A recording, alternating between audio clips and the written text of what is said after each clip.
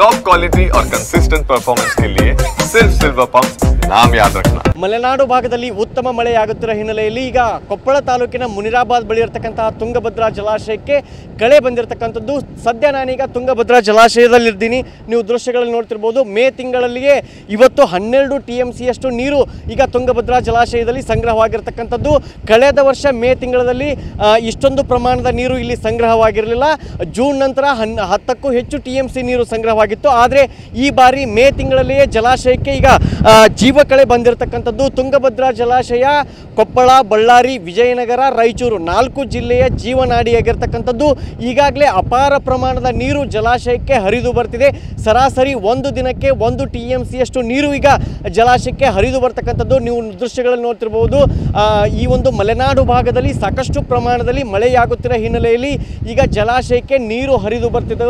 ಈಗ 4 ಜಿಲ್ಲೆಯ ರೈತರಲ್ಲಿ ಈಗ ಒಂದು ಖುಷಿಯ ವಾತಾವರಣ ನಿರ್ಮಾಣವಾಗಿರ್ತಕ್ಕಂಥದ್ದು. ಯಾಕಂದರೆ ಮೇ ತಿಂಗಳಲ್ಲಿಯೇ ಜಲಾಶಯದಲ್ಲಿ 12 TMC ಅಷ್ಟು ನೀರು ಸಂಗ್ರಹವಾಗಿರ್ತಕ್ಕಂಥದ್ದು. ಒಂದು ಕಡೆ ಮಳೆ ಆಗ್ತಿರೋ ಹಿನ್ನೆಲೆಯಲ್ಲಿ ರೈತರು ಖುಷಿಯಾದರೆ, ಮತ್ತೊಂದು ಕಡೆ ಈ ಜಲಾಶಯದಿಂದ ಈಗ ಸ್ವಲ್ಪ ಮಟ್ಟಿನ ಆತಂಕವೂ ಕೂಡ ರೈತರಿಗೆ ಶುರುವಾಗಿರ್ತಕ್ಕಂಥದ್ದು. ಯಾಕಂದರೆ ಕಳೆದ 9 ತಿಂಗಳ ಹಿಂದೆ ಗೇಟ್ ಏನು ಕಿತ್ತು ಹೋಗಿತ್ತು, ಇದುವರೆಗೂ ಕೂಡ ಆ ಗೇಟ್ ದುರಸ್ತಿ ಕಾರ್ಯ ನಡೆದಿಲ್ಲ. ಈಗಾಗಲೇ ತಜ್ಞರು ವರದಿ ಕೊಟ್ಟಿರುವ ಪ್ರಕಾರ ಜಲಾಶಯದಲ್ಲಿ ಕೇವಲ 80 TMC ಅಷ್ಟು ಮಾತ್ರ ನೀರು ಸಂಗ್ರಹ ಮಾಡಬೇಕಂತ ಹೇಳಿದ್ದಾರೆ.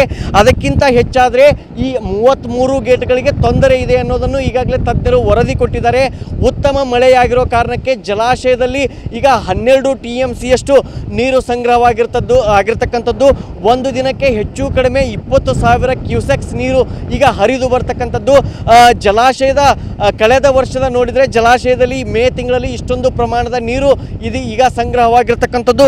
ಇದು ಕೂಡ 4 ಜಿಲ್ಲೆಯ ರೈತರಿಗೆ ಈಗ ಖುಷಿಯಾಗಿರ್ತಕ್ಕಂಥದ್ದು. ಒಟ್ಟಾರೆ ಈ 4 ಜಿಲ್ಲೆಯ ರೈತರು ನಾವು 2 ಬೆಳೆಯನ್ನು ಬೆಳೆಯಬಹುದು ಅಂಥೇಳಿ ಈಗ ಖುಷಿ ಆಗಿರ್ತಕ್ಕಂಥದ್ದು. ಕ್ಯಾಮ್ರಾ ಪರ್ಸನ್ ಮಾರುತಿ ಜೊತೆ ಶಿವಕುಮಾರ್, TV9 ಕೊಪ್ಪಳ.